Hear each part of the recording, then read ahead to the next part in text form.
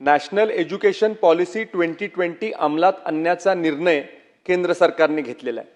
आपले आदरणीय पंतप्रधान नरेंद्र मोदी साहेबांनी PM श्री शाळा करण्याचा निर्णय या देशामध्ये घेतलेला आहे। आपल्या राज्याचे सन्माननीय मुख्यमंत्री साहेबांचा मानस आहे की CM श्री शाळा या आपल्या राज्यामध्ये व्हाव्या। माझा आदरणीय पंकज दादांना एक स्पेसिफिक प्रश्न आहे की CM श्री शाळा करण्याच्या बाबतीमधला आत्ताचा शासनाचा स्टेटस काय आहे, आणि एक विनंती आहे आदरणीय मंत्री महोदय की CM श्री शाळा करताना माझ्या तालुक्याचा प्राधान्याने आपण विचार करावा।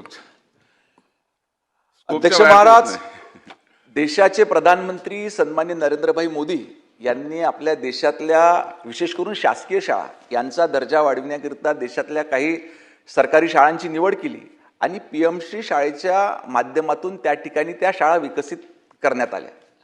नंतर राज्यामध्ये देखील राज्याचे मुख्यमंत्री सन्माननीय देवेंद्र फडणवीस साहेबांनी पुढाकार घेतला आणि राज्यातल्या सरकारी शासकीय शाळांचा देखील दर्जा त्या ठिकाणी वाढला पाहिजे याच्याकरता PM श्री योजनेच्या धर्तीवरच CM श्री शाळा योजना ही राज्यामध्ये त्या ठिकाणी सुरू करण्यात आली।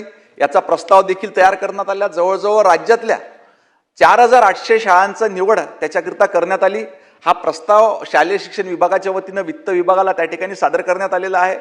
वित्त विभागाची मान्यता मिळाल्यानंतर लगेचच ह्या CM श्री शाळा राज्यामध्ये विकसित करण्यात येईल।